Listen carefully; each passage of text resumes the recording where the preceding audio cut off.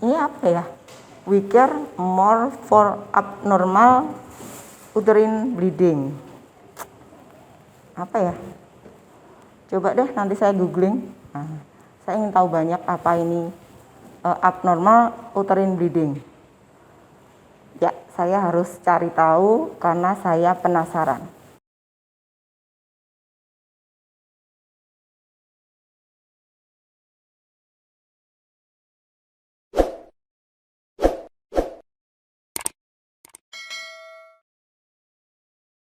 Dokter, terima kasih. Saya boleh ketemu dokter ini. Dok, biasalah dok, kalau saya kesini pasti ingin tanya banyak hal yang saya tidak tahu.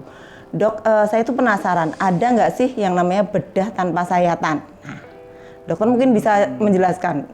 Saya dari kemarin bertanya-tanya, siapa ya yang bisa menjawab ini? Kemudian teringat saya searching, saya googling, ternyata saya menemukan ada nama Dr. Indra Adi Susianto. Nah, salah satunya. Nah, salah satunya. Itu banyak Mbak. Oke. Itu kan ibaratnya itu memang seorang dokter nih. Seorang dokter dia butuh sekolah lebih tinggi dan lebih dalam untuk bisa mendapatkan keahlian untuk bedah tanpa sayatan atau istilahnya itu operasi tanpa bedah. Biasanya kalau bedah itu kan dibedah nih. Nah, dengan operasi tanpa bedah ini seorang dokter ahli tersebut tidak perlu lagi membedah, cukup melakukan operasi melalui lubang yang sangat kecil. Nah, itu memang tidak banyak di Indonesia, tetapi cukup banyak. Artinya tidak semua dokter mempunyai kemampuan, keahlian untuk melakukan operasi tanpa bedah. Tetapi ilmu kan terus berkembang. Mungkin suatu saat semua dokter bisa melakukan begitu, Mbak. Itu berarti pakai teknologi ya, Dok ya?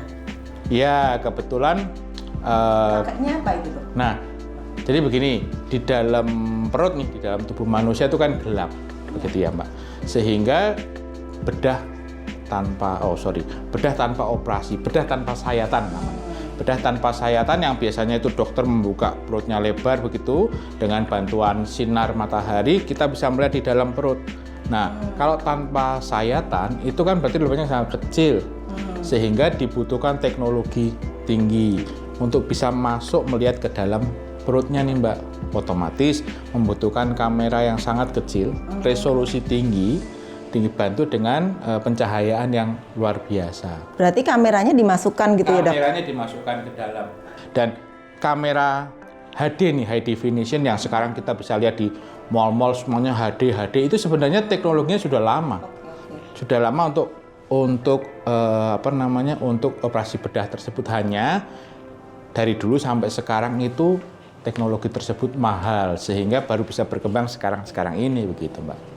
Saya belum bisa membayangkan kamera untuk sampai tempat tujuannya itu gimana, Dok? Nah, jadi begini, sekali lagi, biasanya bedah itu dibuka ya. Ya.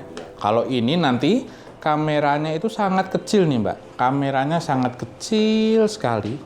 Ukurannya nih mungkin 3-5 mm. Lebih kecil daripada tangan saya, jari ini. Kecil begini, kemudian dipasang light cable, light source gitu, menggunakan teknologi LED yang sekarang, di mana dia lebih dingin, lebih tidak melukai. Kalau kita pakainya lampu halogen, itu waktu kena ke tubuh manusia kan akan terbakar, sehingga pakainya LED yang dingin dan terang. Kemudian kameranya pun juga halus, high definition. Nah, dengan teleskop namanya, kecil seperti ini, kita bisa lihat ke sana, ke sini gitu melalui lubang yang sangat kecil. Nah, dokternya melihat ke dalam layar ya. Ada layar operasi yang memang high definition.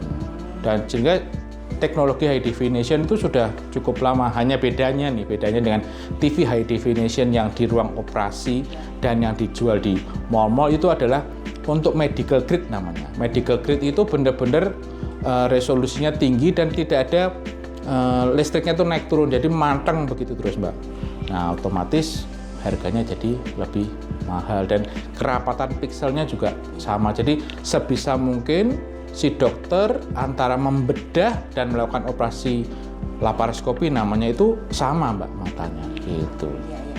Dok, itu apa bisa disebut robot alatnya? Nah, mulai tahun berapa ya? 2008. mulai 2008, teknologi yang tadinya itu dilakukan dengan manusia mulai berpindah menggunakan bantuan robot. Bantuan, bukan robotnya bekerja sendiri seperti pabrik di mobil, tetapi robot tersebut bekerja dengan kontrol si dokter. Jadi dokter tetap mempekerjakan tangannya dengan bantuan robot. Nah, keunggulannya adalah si dokter dalam posisi duduk dalam melakukan operasi ini, Mbak. Jadi mungkin lebih santai.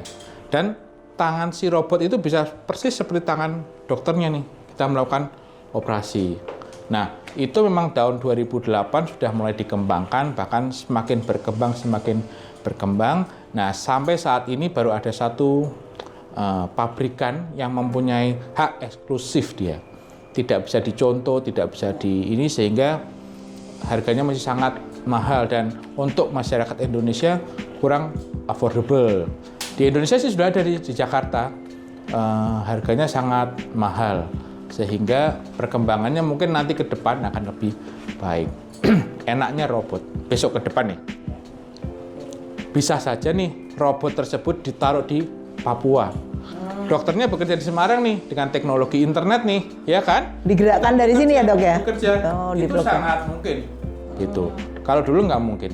Nah, kalaupun si robot itu ditaruh di Semarang, tetap kita menggunakannya koneksi internet, sehingga sangat membutuhkan koneksi yang benar-benar tanpa putus begitu. Kalau internetnya berbet ya nanti error dong. Berbet maka bukan begitu, Mbak.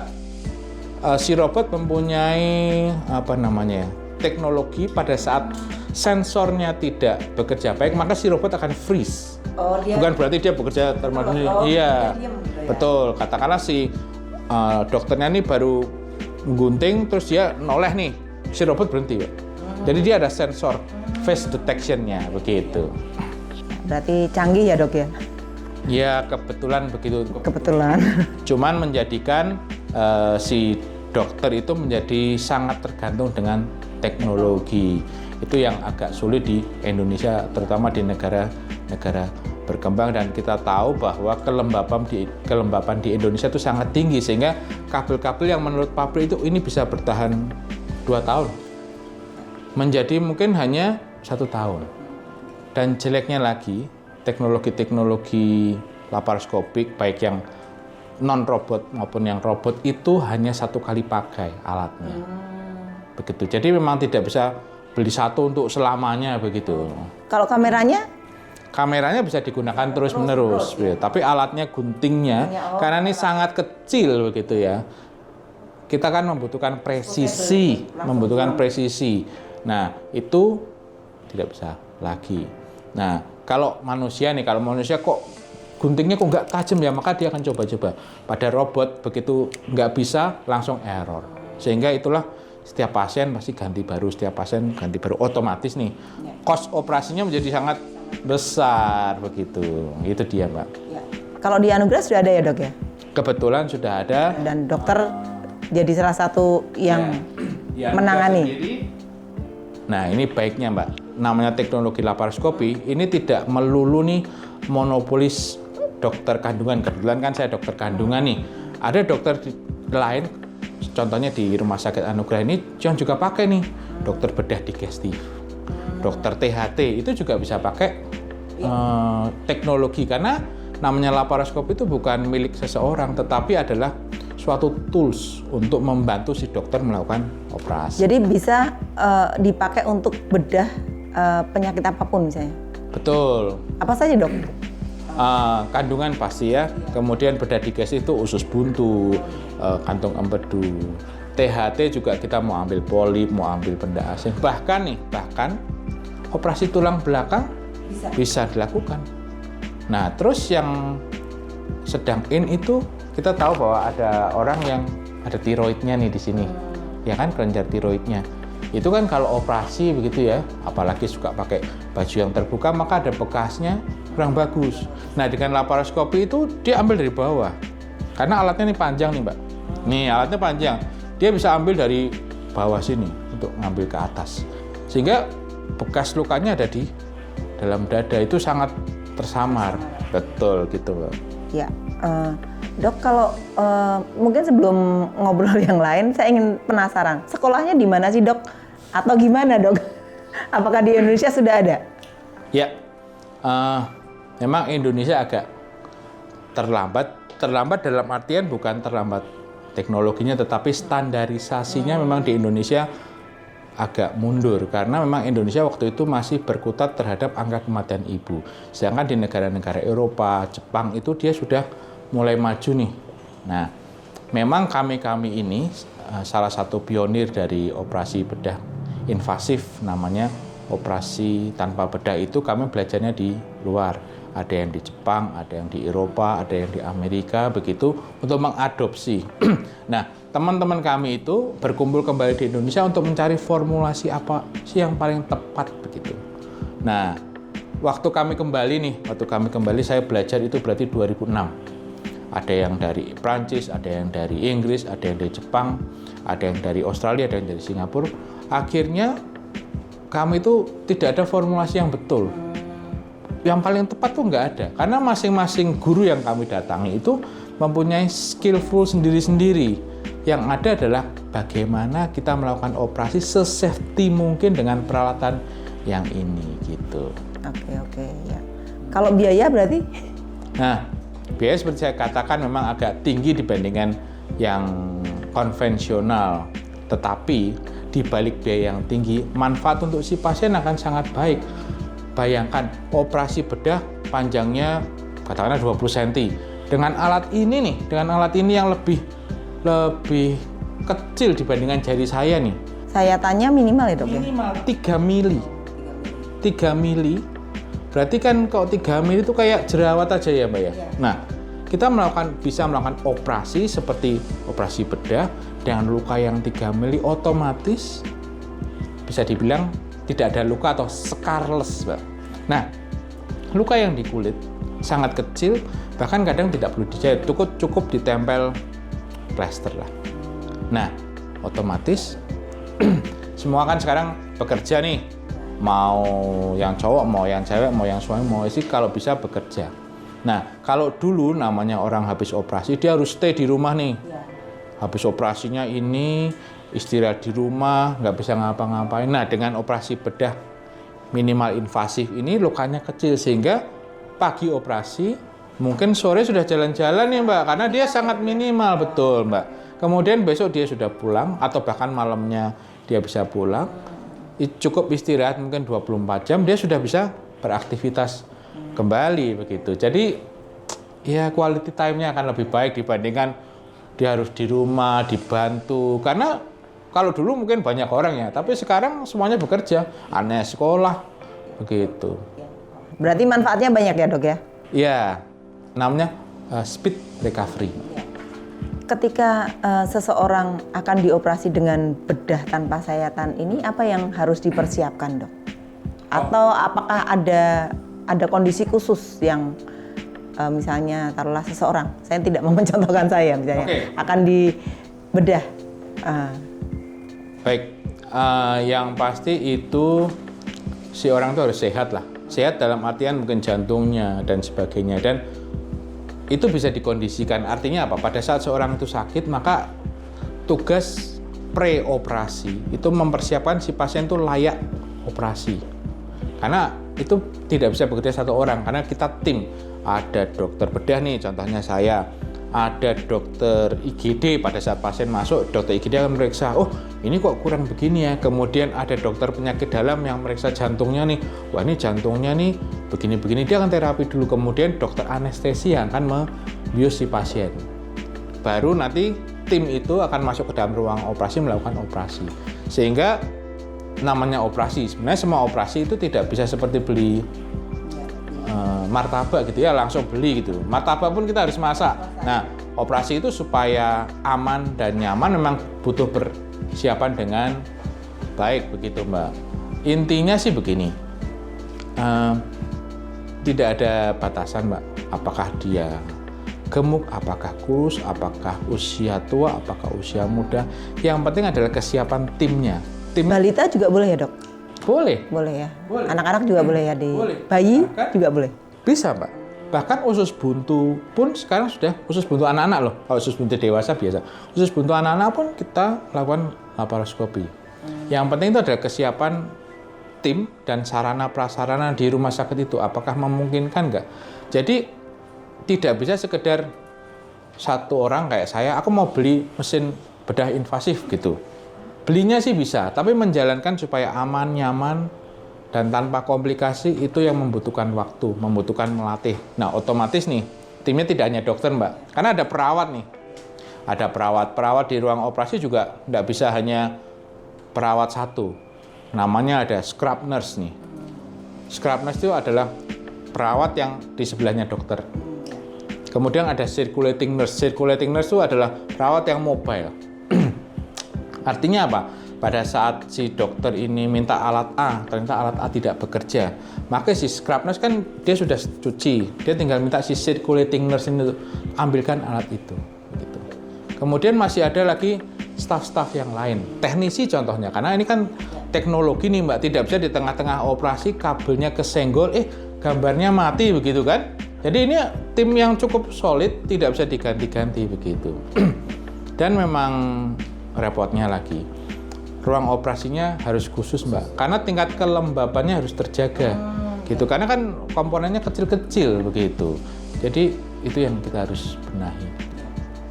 Dok, mungkin saya sebelum menanyakan alat apa saja yang untuk operasi ini, saya ingin tanya pengalaman dokter pertama kali melakukan bedah ini, Dok. Oh, ya. Deg-degan nggak, Dok? Sebenarnya sih bukan deg-degannya ya. Iya. Tetapi lebih ke arah kikuk nih Mbak. Pada saat operasi bedah konvensional kita kan lihat langsung tangan kita ini tangan kanan, ini tangan kiri, mau pegang kiri ya kita tinggal begini, mau pegang ini. Nah sedangkan pada laparoskopi itu terbatas. Kita harus memainkan sudut-sudut tertentu supaya komponennya itu bisa atau penyakitnya itu bisa kena dengan sempurna tanpa nyenggol yang lain. Oke, yang sehat gitu ya. Betul, nyenggol pembuluh darah atau apa begitu. Dan itu jadi kikuk nih Mbak. Kikuk kanan kirinya begitu kan. Karena kan ini satu sisi nih Mbak. Ya, kita lihat ya. Nih, ini adalah alatnya. Dia hanya bisa maju mundur. Ini lentur ya, Dok? Selentur-lenturnya dia harus begini Mbak. Oh. Ini kan perut pasien di sini nih, ya. Nah, ini perut pasien nih. Dia hanya bisa maju mundur. Goyangnya juga begini. Berbeda dengan tangan kita nih. Tangan kita bisa ke sana, bisa ke sana, bisa ke sana. Ini nggak bisa nih. Dia hanya bisa maju mundur, maju mundur. Nah, kalau ini tidak terbiasa, maka kita akan susah sendiri. Nah, pada saat seorang operator yang tidak terlatih bermain-main dengan laparoskopi, bisa terjadinya komplikasi nih. Komplikasi tidak pada pasiennya, bisa juga pada kita. Begitu. Kita terlalu asik begini kan. Nah, padahal ada teknik-teknik tertentu yang mungkin kita bisa lakukan begitu, Mbak. Hati-hati yang hobi nge-game ya. Nah, bisa kanan kiri nih. Bisa ya. kena yang enggak ya, Dok ya. Penting adalah kita harus bisa bekerja dengan dua jari, dua tangan ini, Mbak. Posisinya begini. Oh, berarti dua sisi ya. Ya. Karena agak sulit kalau tidak bisa dua. Begini kan? Oke. Ini hanya bisa maju, mundur, goyang kiri, goyang kanan. Kalau ini terlalu dekat nih, akan tabrakan. Terlalu jauh badan kita yang lelah. Jadi posisinya harus tepat begitu. Gitu, Mbak. Nah, untuk mengoperasinya itu yang mana, Dok? Nah, mungkin ini berkaitan dengan pertanyaan. Yeah. Alat bedah apa yang dipakai, kemudian prosedurnya atau tekniknya itu gimana, Dok? Oke, sebenarnya sih alatnya semua sama dengan bedah konvensional. Artinya apa? Pada saat ini gunting ya gunting. Nah, gunting juga ada banyak macam nih. Ada gunting benang, ada gunting untuk jaringan yang keras, ada gunting untuk jaringan yang lunak. Demikian juga untuk megang alat nih. Ada yang ada giginya gini, artinya kasar. Ada juga yang halus. Jadi intinya alat laparoskopi dan alat bedah konvensional itu sama, hanya yang ini lebih diperkecil begitu. Nah, supaya kita nyaman, memang tidak bisa kita sekedar beli alatnya.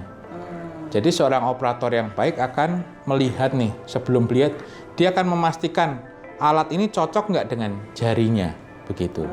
Di sini.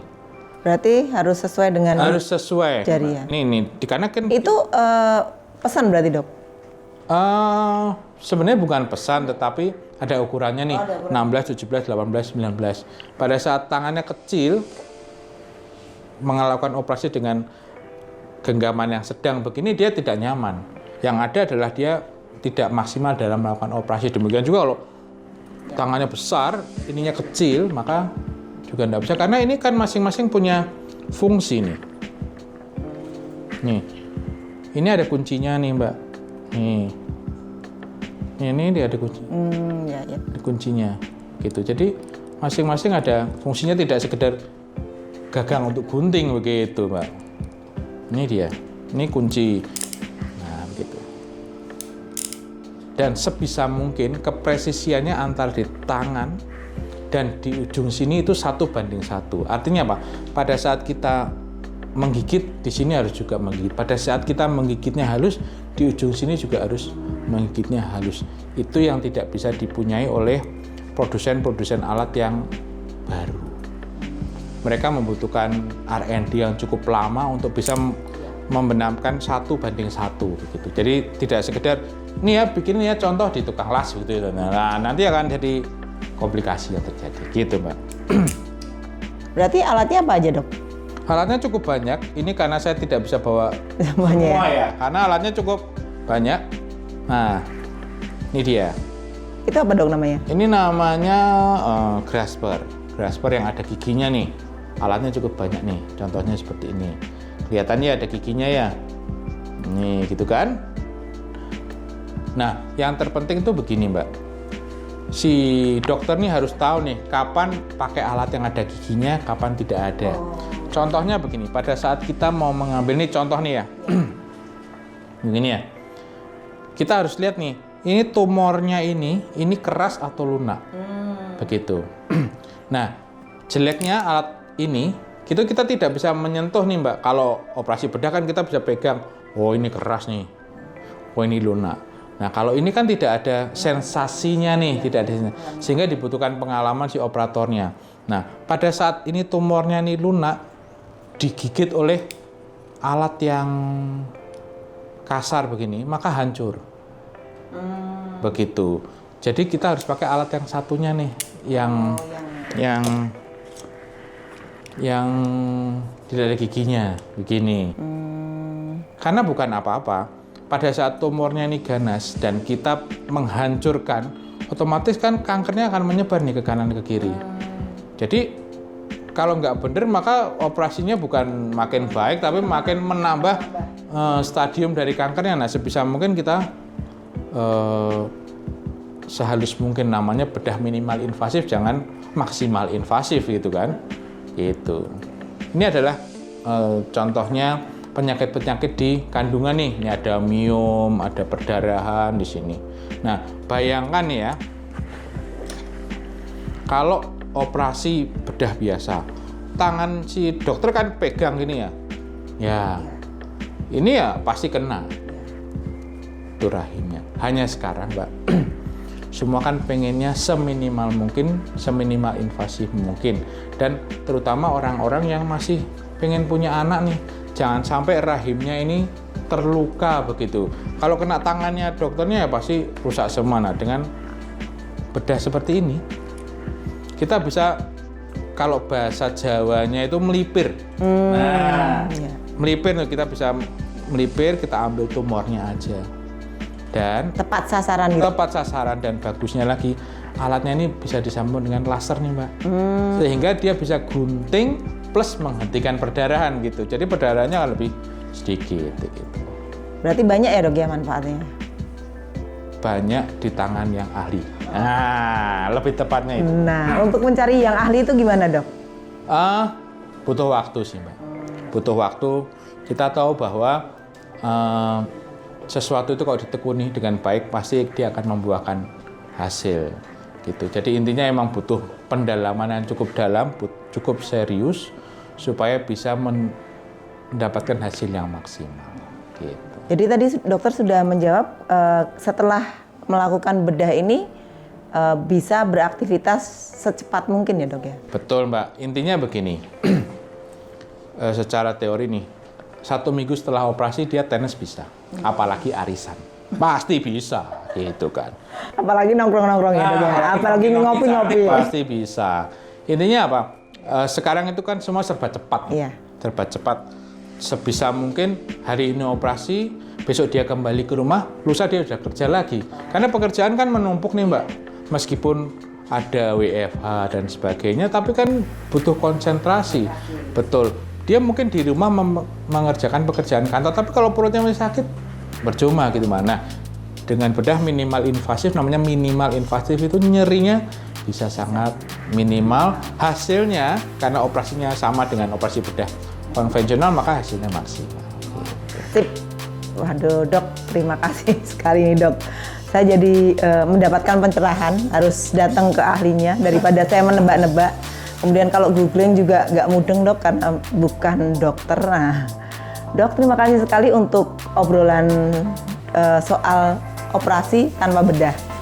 Mungkin lain kali bisa ngobrol untuk tema lain. Terima kasih, Dokter. Thank you, Mbak. Terima kasih ya semua.